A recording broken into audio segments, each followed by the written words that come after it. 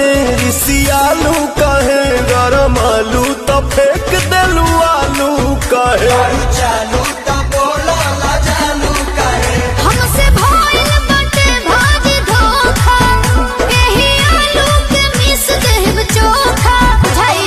देबू नहीं खाए तका बोला हम कमाए चितर कूट जाए अरे दिल कूट खाए दिल कूट खाए अच्छा तोहरा राजा जी के दिलावा टूट जाई राजा जी के दिलावा टूट जाई तोहरा बलमू के दिलावा टूट जाई राजा जी के दिलावा